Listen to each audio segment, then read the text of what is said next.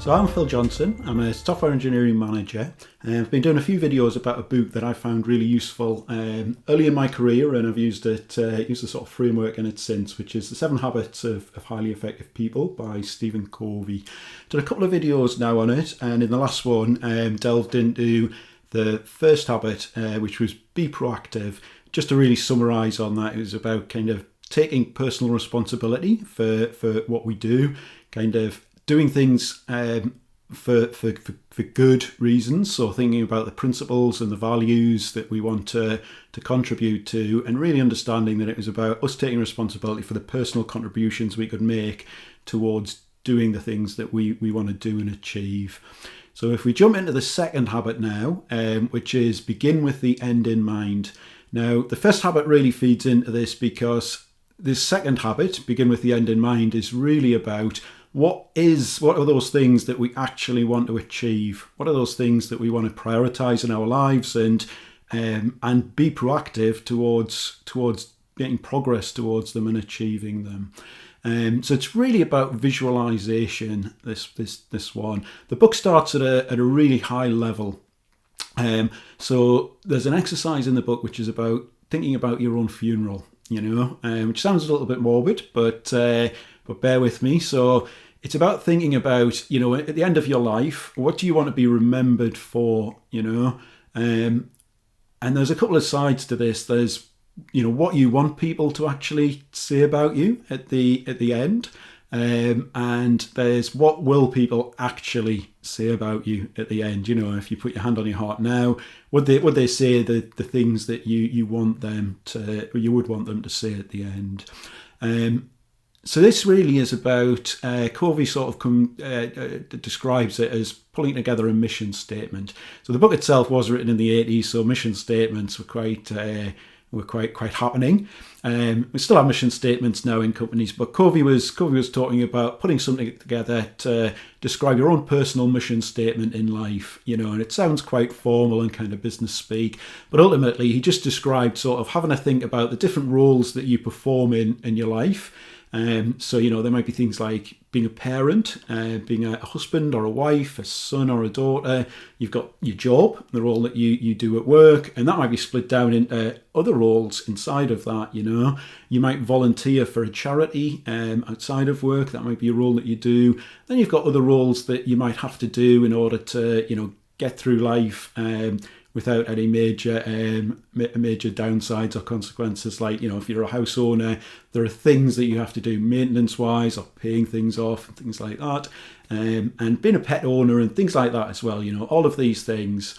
And it's really, this kind of exercise is really about just thinking, at the end of it all, what do I want people to look back on my life and remember me for, in terms of things I spent time on, what I achieved in those different areas.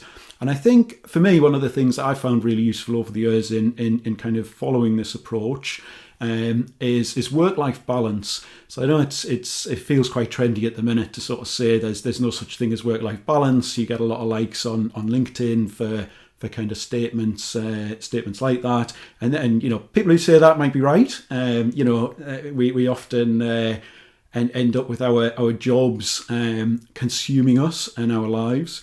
But for me, following a framework like this and this habit of begin with the end in mind really helps with that work-life balance and understanding when we get onto prioritization and what we're going to put first in terms of what we do and the areas that we focus on. This kind of begin with the end in mind is really useful to understand all of the different roles that that I want to achieve things in, and in a more shorter term thing, what are the things I want to achieve in those different roles? And that really helps further on in terms of prioritization. And it's worth saying as well, this is quite a fluid thing. So you pull together this personal mission statement, if you like, and roles in life change. There are some life events, some of them quite sudden, some of them take place over time.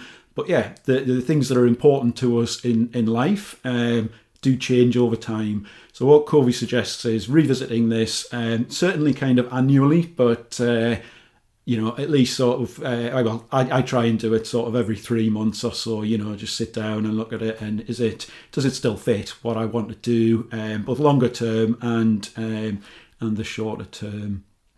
So it really feeds into prioritization. We'll get into prioritization in the next habit. So the next habit is put first things first, and you can see how these kind of the framework of habits, all the habits tie into each other and build on each other as well as you go through it. But it does get down, as well as that big level thinking, you know, begin with the end in mind is really relevant for the smaller, more granular things, you know. So in a work context, the projects you might work on, the tasks that you get assigned, approaching it with a begin with the end in mind mindset really helps. So one thing that I've heard a lot lately that I think fits this is sort of, what does good look like? You know, in meetings you often hear senior people sort of say things like, you know, what does good look like?